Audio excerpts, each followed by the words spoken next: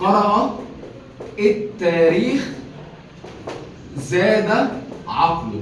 يعني الراجل ده بيقول لي اللي هيقرا التاريخ عقله ايه؟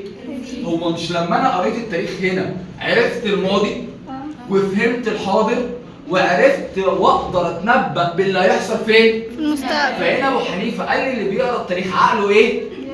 عقله ايه؟ بيزيد. فكره ايه؟ بيزيد. السؤال هنا الراجل ده قال لك اللي هيقرا التاريخ عقله هيزيد، ركز على الجانب المادي ولا المعنوي؟ المعنوي. اسال نفسك سؤال، لما اقرا التاريخ فكري هيزيد، فكر عقلي دي حاجه ماديه بشوفها ولا معنويه مش بشوفها؟ معنوية. يبقى ابو حنيفه النعمان ركز على الجانب المعنوي، ركز على الجانب المين؟ المعنوي. يلا شبه مين اللي ركز على الجانب المعنوي؟ ويلد ويلد يورانت. يورانت. يبقى ويلد يورانت هو اللي ركز على الجانب المعنوي. يبقى في كده شبه بين ابو حنيفه النعمان وويلد يورانت. الشبه بينهم ايه؟ الاثنين ركزوا على الجوانب الايه؟ المعنوية. الاثنين ركزوا على الجوانب الايه؟